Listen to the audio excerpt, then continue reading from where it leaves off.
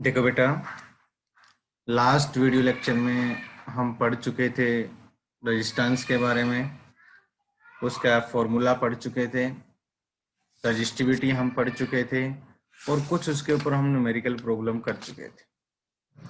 इसी कड़ी को आगे बढ़ाते हुए हम कुछ इम्पोर्टेंट टर्म्स अपने पास बचती हैं, उनके बारे में डिस्कस करते हैं और फिर हम पढ़ते हैं effect of resistance with temperature in case of conductor, insulator और आपके पास सेमीकंडक्टर। सभी के लिए हम इफेक्ट ऑफ टेम्परेचर पढ़ेंगे, तो मैंने कल आपको बताया था। और उस रिजल्ट में बेटा मैंने आपको बताया था सबसे पहले कि रेजिस्टेंस है वो मेनली डिपेंड करता है लेंथ पे, इन्वर्सली प्रोपोर्शनल डिपेंड करता है एरिया ऑफ क्रॉस सेक्शन पे, और कंडक्टर के केस में बेटा मैंने आपको बताया था ये डिपेंड करता है temperature.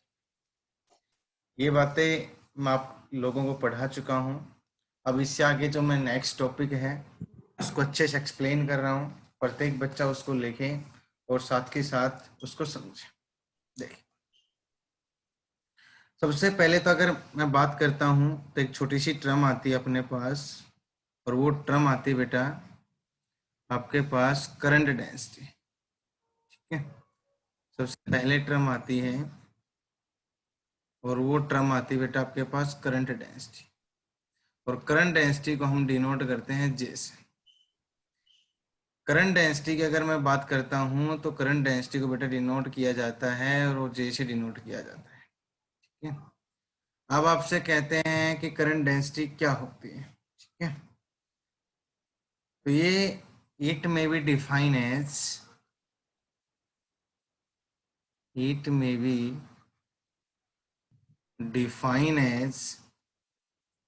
The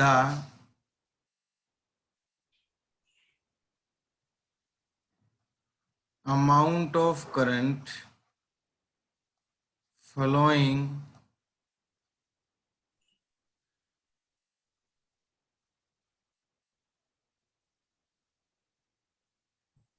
per unit area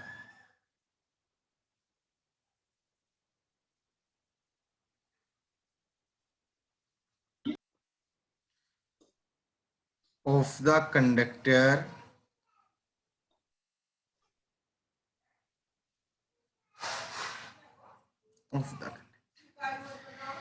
it may be defined as the amount of current flowing per unit area through the conductor या of the conductor। तो करंट डेंसिटी बेटा आपके पास जो हम लिखते हैं वो टर्म आती है जे से डिनोट करते हैं और इसको लिखा जाता है आई बटा ए। करंट डेंसिटी जो होती है बेटा, करंट डेंसिटी को हम जो रिप्रेजेंट करते हैं वो आपके पास ये टर्म होती है। ठीक है, तो करंट डेंसिटी को अगर हम यहाँ से रिप्रेजेंट करें तो आई बटा ए इसको लिखा जाता है। ठीक है, current flowing through a conductor per unit area, कि पर यूनिट एरिया में से किसी कंडक्टर के और कितना करंट फ्लो करता है वो चीज आपके पास करंट डेंसिटी कहलाती है। इसकी एसआई यूनिट की बात करते हैं, एसआई यूनिट की बात करते हैं तो इसकी एसआई यूनिट होती है बेटा करंट की यूनिट एम्पियर और एरिया की यूनिट मीटर स्क्वायर। तो करंट डेंसिटी की यूनिट जो होती है वो आपके पास होती है बेटा एम्पियर पर मीटर स्क्वायर। तो सबसे पहले हमने एक छोटी सी रिलेशन यहाँ पे पढ़ी है कि अगर कोई कंडक्टर का एरिया 1 मीटर स्क्वायर है, ठीक है, तो 1 मीटर स्क्वायर एरिया में कितना करंट फ्लो करता है, हमने टोटल करंट को टोटल एरिया से डिवाइड कर दो तो 1 मीटर स्क्वायर एरिया का करंट आ जाएगा, और उसी चीज को हम क्या बोलते हैं, करंट डेंसिटी के नाम से डिनोट करते हैं। ठीक है, इसके बाद एक इंपॉर्टेंट रिलेशन आपके पास निकल के आती है, relation between current density, sigma and electric field. Very very important relation है, छोटे रिलेशंस में बहुत ज्यादा बार पूछी जाती है कि करंट डेंसिटी में सिग्मा बोलते थे कंडक्टिविटी में एंड ई बोलते थे इलेक्ट्रिक फील्ड में। आपको एक रिलेशन यहाँ पे बताना है कि ये रिलेशन क्या आएगा, इन तीनों के बीच आपको रिलेशन बताना। तो सबसे पहले बेटा अगर मैं बात करूं तो हमने एक रिलेशन पढ़ रखा है आई, और आई को पढ़ रखा है ए एन ई इंटू बी। सबसे पहला रिलेशन हमने ये पढ़ा था और ये रिलेशन था करंट एंड ड्रिफ्ट वेलोसिटी। इस रिलेशन की बात करूं तो ये रिलेशन था करंट एंड ड्रिफ्ट वेलोसिटी में। और इसको अगर मैं आई बटा ए लिखूं बेटा, तो इधर मेरे पास टर्म जो बचेगी एन ई into v d. V d का मतलब ड्रिफ्ट वेलोसिटी। क्या बनेगी बेटा? Drift velocity. तो आई बटा ए हमने लिखा हो तो एन ई वी डी। और एक बात आप देखेंगे यहाँ से कि वी डी जो होता है वो हो गया E E tau by M. V D को क्या लिखा हमने? E E tau by. ये वैल्यू भी हमें पता है। ठीक है भाई। तो यहाँ पे पुट की आई बटा ए को तो लिख सकते हैं हम J, current density. N e बेटा as it is. V D को e E tau by m, तो e into e square tau by क्या हो जाएगा एम। ठीक है, ये वैल्यू अपने पास यहाँ से निकल के आई है। अब अगर मैं यहाँ एक बात करूं आपके सामने, n E square e tau by m, तो एक चीज यहाँ से देखें। कल मैंने आपको एक टर्म पढ़ाई थी कि रेजिस्टेंस तो होता है बेटा एम एल बटा A N E square into tau. और आपको याद हो मैंने रजिस्टिविटी का फॉर्मूला भी लिखवाया था, एल बटा ए को बाहर कर दो तो एम बटा एन ई स्क्र इंटू टाउ, ये रजिस्टिविटी का फॉर्मूला होता है। और आप यहां से देखें इस रिलेशन को, 2 नंबर रिलेशन को मैं ये फॉर्मेट बना लूं कि J is equal to n E square, ठीक है भाई, टाउ पहले लिख लेता हूं डिवाइडेड बाय एम और इनटू लिख लेता हूं ई। कुछ नहीं किया, सिर्फ इसको रीअरेंज किया है मैंने। इसको टाउ को पहले लिखा है और ई को इलेक्ट्रिक फील्ड को बाद में लिखा है। और आप देख पाएंगे यहां से मैं रेड मार्कर से इसको रिप्रेजेंट कर रहा हूं बेटा। ये जो फॉर्मूला है क्या इसका उल्टा है कि नहीं है? बोलो। ये जो फॉर्मूला है ये इसका क्या है? उल्टा है। और ये फॉर्मूला अगर इसका उल्टा है तो हम आसानी से इसको यहाँ से निकाल सकते हैं। मैं इसको भी थोड़ा सा लिख देता हूँ। रजिस्टिविटी होती है m n square into tau, और रजिस्टिविटी का उल्टा कल पढ़ाया था कंडक्टिविटी, और n square tau divided by m. तो ये वैल्यू अगर मैं यहाँ पुट करूँ इक्वेशन नंबर 3 में, तो जे देखो, जे इसकी जगह बेटा, इसकी जगह हम लिख सकते हैं सिग्मा। क्या लिख सकते हैं? सिग्मा। और इनटू क्या आ जाएगा? Electric field. और this is the relation between current density, conductivity and electric field. ये जो रिलेशन निकल के आई, ये रिलेशन निकल के आई है करंट डेंसिटी में, और इसके बाद अपने पास निकल के आई है कंडक्टिविटी में और इलेक्ट्रिक फील्ड। बताओ यहाँ तक किसी बच्चे को डाउट हो? मैंने बिल्कुल सिंपल वे में बताया कि हमने आई को लिखा, आई बटा ई से हमने जे बनाया, वी डी की हमने वैल्यू पुट की, वी डी की वैल्यू पुट करने के बाद हमने आर का पता था, हमें कंडक्टिविटी का पता था, और कंडक्टिविटी हमने यहाँ से ये वैल्यू पुट कर दी, और जे की रिलेशन जो निकल के आई वो रिलेशन बेटा जे बराबर सिग्मा इंटू ई के नाम से निकल के। बोलो बेटा, कर लोगे यहाँ तक? थैंक यू बेटा जय।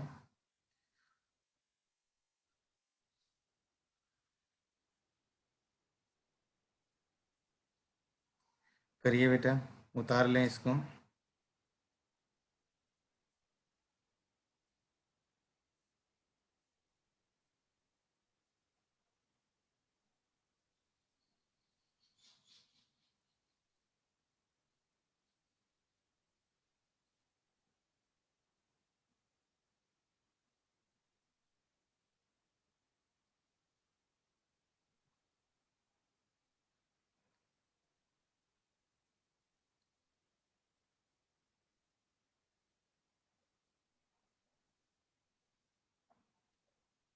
देखो बेटा, यहाँ तक सभी का हो गया?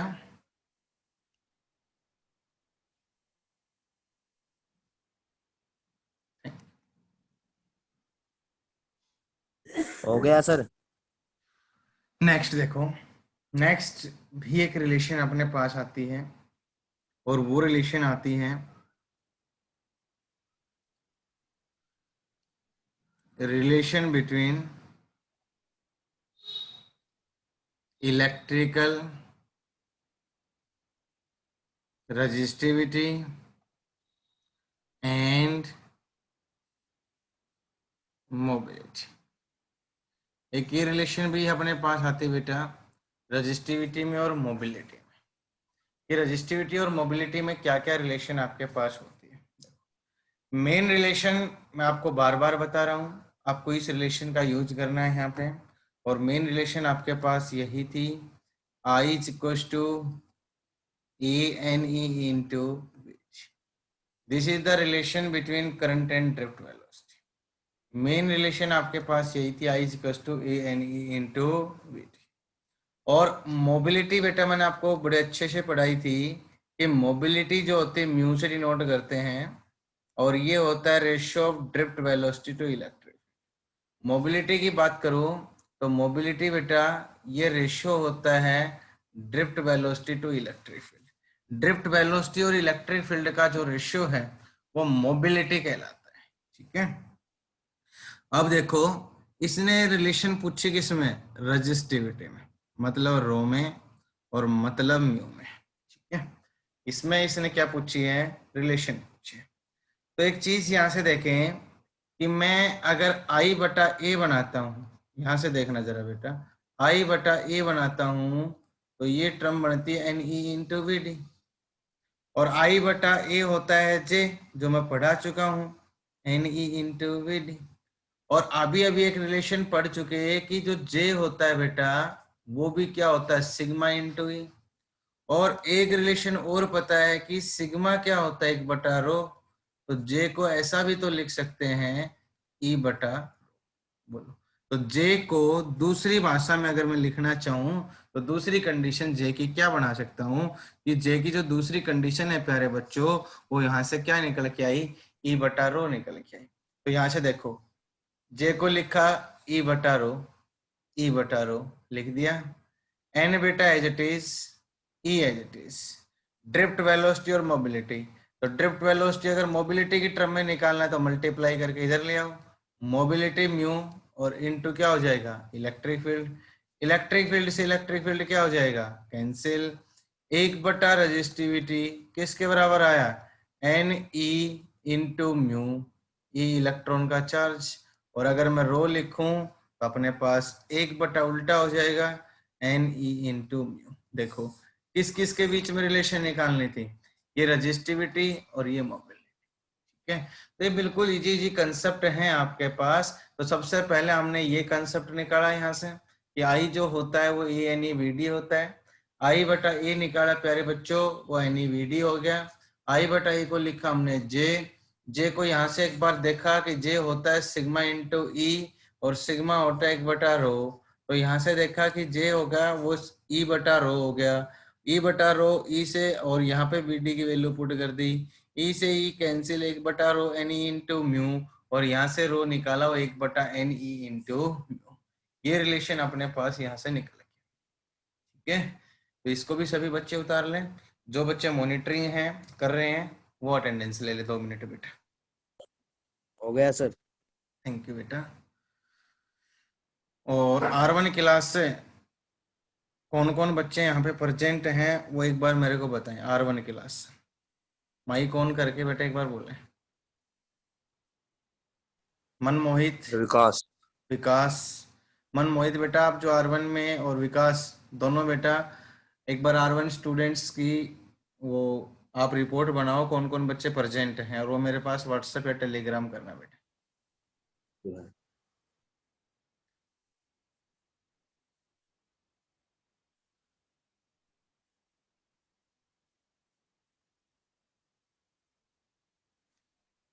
थैंक यू बेटा, थैंक यू।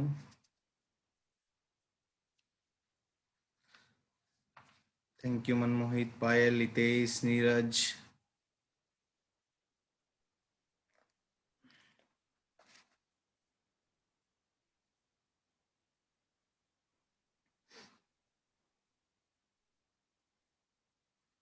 देखो नेक्स्ट की अगर मैं बात करता हूँ, वेरी इंपॉर्टेंट टॉपिक आपके पास आता है,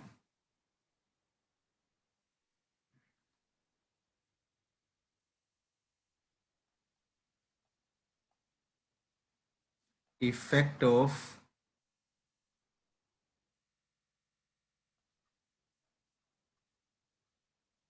टेम्परेचर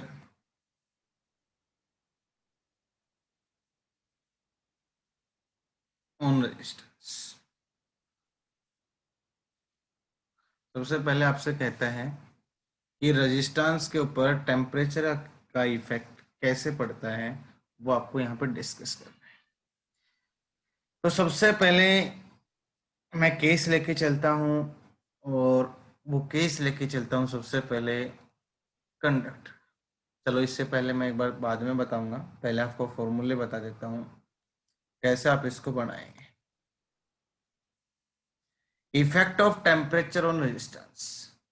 अगर मैं होम्स लॉ की बात करूं तो प्यारे बच्चों, मैंने एक चीज पढ़ी कि रेजिस्टेंस होता है, वो ये होता है ml बटा an square into tau. Resistance होता है वो ये होता है, ये डिडक्शन ऑफ होम्स लॉ से हम पढ़ के आए थे, ठीक है। और अगर मैं बात करता हूं रेजिस्टेंस के वेरिएशन की, तो ये एक्सपेरिमेंटल डाटा होता है r t is equal to r naught 1 plus alpha into t. इसको मैं बताता हूँ क्या क्या कंडीशन होती है आर टी। आर टी का मतलब होता है resistance at t degree Celsius. R naught का मतलब होता है रेजिस्टेंस एट 0 डिग्री सेल्सियस। और टी होता है टेम्परेचर, ठीक है। टी की अगर हम यहाँ पे बात करें तो टी अपने पास होता है टेम्परेचर, और अल्फा होता है बेटा, वो होता है टेम्परेचर कोफिशिएंट। इसको बोलते हैं टेम्परेचर कोफिशिएंट। बहुत इंटरेस्टिंग क्वेश्चन है, बड़े ध्यान से इसको समझे और देखें। तो अगर मैं आपके सामने बात करता हूं कि रेजिस्टेंस रियल में ये होता है, ओम्स लॉ का तो डिडक्शन से हमने पढ़ा है, उसमें हमने ये पढ़ा है। और ये एक एक्सपेरिमेंटल फॉर्मूला था कि रेजिस्टेंस किसी भी कंडक्टर का, इंसुलेटर का, सबका इस फॉर्मूले से चेंजमेंट होता है, ठीक है। आर टी, सपोज दैट आपके पास कोई कंडक्टर है, वो 50 डिग्री सेल्सियस टेम्परेचर पे है। उस टाइम आपने उसका रेजिस्टेंस नोट कर लिया, फिर आपने उसको टेम्परेचर बढ़ाया, तो उसके बाद टी टेम्परेचर पे आपने नोट किया, फिर और टेम्परेचर बढ़ाया, उस पर नोट किया। तो आर नोट यहाँ पे मैं 0 डिग्री सेल्सियस का मतलब लेके चल रहा हूँ। इसका दूसरा नाम बेटा इनिशियल टेम्परेचर भी हो सकता है। क्या हो सकता है? इनिशियल टेम्परेचर, ठीक है। हो सकता है वो कंडक्टर है वो 10 डिग्री सेल्सियस पे हो, यहाँ पे हमने 0 डिग्री सेल्सियस पे नाम इनिशियल मान रखा है, वहां पे 10 डिग्री किसका काम करेगा? इनिशियल। टी टेम्परेचर मतलब फाइनल टेम्परेचर। माना कि 10 से वो 50 डिग्री पे आपने हीट कर रहे हो, उसके ऊपर लेके जा रहे हो, वहां उसका टेम्परेचर क्या होगा? तो ये कहलाता है temperature T degree Celsius. T यहाँ पे टेम्परेचर देखो कि हमने यहाँ पे टी माना है और एक 0 माना है, तो टी में से 0 घटाएंगे कितना बचेगा? टी। तो यहाँ पे इसको मैं टेम्परेचर डिफरेंस भी बोल सकता हूँ। मैं सारी बातें आपको यहाँ पे डिटेल में बता रहा हूँ। इस वर्ड को मैं यहाँ पे टेम्परेचर डिफरेंस भी बोल सकता हूँ, क्योंकि हो सकता है कि मेरे पास स्टार्टिंग में 10 डिग्री सेल्सियस पे था, कुछ देर बाद मैं देखना चाह रहा हूँ 50 पे, तो टेम्परेचर डिफरेंस हो गया 40 डिग्री सेल्सियस। तो इस टी की वैल्यू अब यहाँ पे जो पुट करेंगे वो 40 डिग्री सेल्सियस, ठीक है। और अल्फा होता है टेम्परेचर कोफिशिएंट। क्या होता है? Temperature coefficient. पहले तो एक रिलेशन निकालता हूं आपको यहां से सोल्व करके कि आर टी है, आर टी आर नोट अंदर मल्टीप्लाई किया, आर नोट इसके अंदर में मल्टीप्लाई किया, अल्फा इंटू टी। इसको इधर लाए, r t minus r naught हो गया, ठीक है। और इधर आपके पास बचा बेटा r naught alpha into t. इसको भी हमने सोल्व कर लिया, और इसको हमने कैसे सोल्व किया उसको देखें। इसको तो एज इट इज लिखिए आर टी माइनस का आर नोट, और अल्फा निकालूंगा आप तो ये आ जाएगा आर टी माइनस का r naught divided by r naught, और इनटू टी लिख दो चाहे टेम्परेचर लिख दो, एक ही बात। तो पहली चीज आपके पास जो निकल के आई वो टेम्परेचर कोफिशिएंट निकालने का फॉर्मूला है। अब मेरी बात डिटेल से और बड़े ध्यान से समझना। वर्ड आरटी का मतलब समझ गए t degree Celsius temperature, r naught का मतलब समझ गए 0 डिग्री सेल्सियस पे या initial temperature, t temperature difference भी कह सकते हो, टेम्परेचर भी कह सकते हो, अल्फा टेम्परेचर कोफिशिएंट। क्या मीनिंग हुआ टेम्परेचर कोफिशिएंट? तो आपके सामने मैं थोड़ा सा चेंजमेंट करके लिख रहा हूं कि जो ये मैंने ऊपर वाला पॉइंट लिखा है, ये वाला पॉइंट, इसको देखो फाइनल टेम्परेचर में से इनिशियल घट रहा है, ठीक है, तो इसको मैं लिख सकता हूं बेटा चेंज इन टेम्परेचर। बोलो सही है कि नहीं है? इस डिफरेंस को क्या लिख सकता हूं मैं? Change in temperature. R naught initial temperature या ओरिजिनल टेम्परेचर जो अपने पास पहले था, तो इसको मैं इनिशियल भी लिख सकता हूं, ओरिजिनल टेम्परेचर भी लिख सकता हूं। इनटू टेम्परेचर, तो यहाँ पे मैं टेम्परेचर डिफरेंस भी लिख सकता हूँ। आप सभी को मैंने बता दिया टेम्परेचर। तो रियल में अल्फा क्या निकल के आया? अल्फा ये पहचान कराता है कि आप कितना टेम्परेचर बढ़ाओगे तो कितना चेंज इन टेम्परेचर, ना कितना चेंज इन रेजिस्टेंस होगा। ठीक है, सॉरी ऊपर वाले में मैंने यहाँ पे चेंज इन टेम्परेचर लिख दिया, यहाँ पे चेंज इन रेजिस्टेंस आएगा और यहाँ पे भी चेंज इन रेजिस्टेंस आएगा। यहाँ पे आएगा बेटा चेंज इन रेजिस्टेंस और यहाँ पे भी आएगा चेंज इन रेजिस्टेंस। ठीक है, तो इसका रियल मीनिंग क्या है कि अगर मैं कहूं आपके सामने मैथमेटिक्स की भाषा में कि अगर मैंने 10 डिग्री टेम्परेचर चेंज किया है और रेजिस्टेंस चेंज हो गया 0.1 ओम, तो ये कहलाएगा अपने पास, क्या कहलाएगा? Temperature coefficient. क्या कहलाएगा? टेम्परेचर। इसका मतलब है variation of resistance with change in temperature. ठीक है, variation of resistance with change in temperature is called temperature coefficient. क्या कहलाएगा? वो टेम्परेचर कोफिशिएंट। भाई अगर वो ज्यादा चेंज होता है, रेजिस्टेंस ज्यादा बढ़ जाता है, तो टेम्परेचर कोफिशिएंट लार्ज है। अगर वो कम चेंज होता है तो टेम्परेचर कोफिशिएंट स्मॉल है। इस रिलेशन में किसी भी वर्ड में डाउट है तो कोई भी बच्चा मेरे से पूछे, बोलो।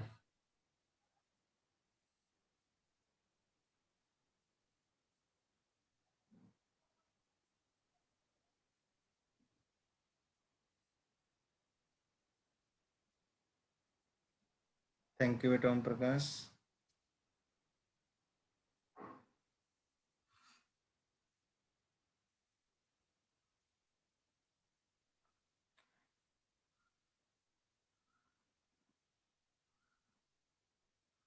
कर लोगे यहाँ तक? थैंक यू ओम प्रकाश, हितेश, योगेश, अंकित बेटा माइक ऑफ करिए, जतिन,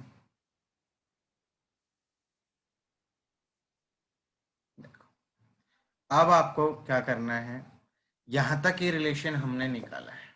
देखो यहां तक ये रिलेशन निकाला है। अब मैं नीरज, थैंक यू बेटा, बात करता हूं आपके सामने। सबसे पहले वो चीज देखिए,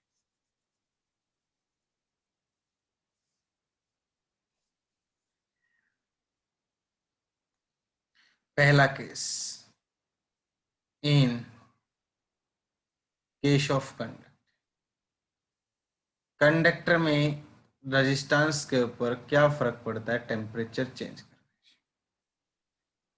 तो आप एक चीज यहाँ पे नोट करेंगे, ये रेजिस्टेंस है वो प्यारे बच्चों आपके पास क्या होता है, एम एल बटा A N square into tau, यही होता है। हो सकता है बेटा टाइम ओवर हो जाए और क्लास बीच में ही कट हो सकती है, तो मैं कोशिश करूंगा इसको पहले ही समाप्त करने का, टॉपिक को ध्यान रखें बेटा इस बात का। रेजिस्टेंस है वो एम एल बटा एन स्केयर इंटू टाउ। देखो आप, एम कांस्टेंट है mass of electron, L length of conductor constant चीज है, A area of cross section constant है, ई कांस्टेंट है charge of electron, N the number density of free electron. और आपको पता है हर कंडक्टर के पास N number of free electron fix होते हैं। ठीक है, तो हमें एक चीज ही देखने को यहां से मिली, और वो चीज सिर्फ क्या मिली कि resistance inversely proportional to relaxation time. ठीक है। बाकी सब कुछ कांस्टेंट है, mass of electron, length of conductor, area of conductor, free electron of conductor, charge of conductor. तो एक चीज चेंजमेंट हो सकती है, वेरी हो सकती है, और वो चेंज क्या है आपके पास? वो आपके पास है सबसे पहले अगर मैं बात करता हूं तो रिलैक्सेशन टाइम। ठीक है, तो आप देखेंगे with increase in temperature,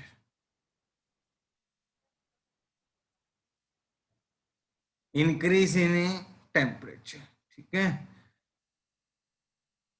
relaxation time decrease, क्या करेगा बेटा? डिक्रीज करेगा। With increase in temperature relaxation time और डिक्रीज करेगा। क्यों? क्योंकि अगर आप टेम्परेचर बढ़ाओगे एनर्जी बढ़ेगी, एनर्जी बढ़ेगी तो इलेक्ट्रॉन तेज दौड़ेंगे, तेज दौड़ेंगे तो रिलैक्सेशन टाइम क्या होगा? Time between two successive collision कम लगेगा, तो इसका मतलब रिलैक्सेशन टाइम क्या करेगा? डिक्रीज। और अगर रिलैक्सेशन टाइम डिक्रीज करेगा सो रेजिस्टेंस इंक्रीज, क्या करेगा? इंक्रीज करेगा। तो यही चीज मैंने बताई थी कि आपने क्या बढ़ाया? टेम्परेचर, और क्या बढ़ा? रेजिस्टेंस। तो इसका मतलब resistance directly proportional to temperature in terms of conductor. तो यही बात मेरे को आपको प्रूफ करवानी थी, और वो इस रिलेशन से प्रूफ हुई है कि रेजिस्टेंस होता है वो क्या होता है? ml/en² इंटू टाउ होता है। रेजिस्टेंस इनवर्सली प्रोपोर्शनल, यहाँ से निकल के 1/टाउ। और टेम्परेचर बढ़ाया तो इलेक्ट्रॉन तेज दौड़े, तेज दौड़े इलेक्ट्रॉन, तो इसका मतलब रिलैक्सेशन टाइम घटा, और रिलैक्सेशन टाइम घटा तो रेजिस्टेंस इंक्रीज कर गया। और यहां से अगर मैं बात करूंगा तो resistance directly proportional to temperature. एक दो बच्चे अभी ज्वाइन किए हैं, मैंने उन बच्चों को नोट कर लिया बेटा, कल से मैं रिमूव कर दूंगा अगर लास्ट टाइम अगर ज्वाइन किया। पायल, विपिन, कुछ बच्चे हैं जो अभी ज्वाइन किए हैं, ठीक है। कल से मैं 1%। सर नेट नहीं आ रहा था, मैं दोबारा ज्वाइन हुई हूँ। अच्छा अच्छा,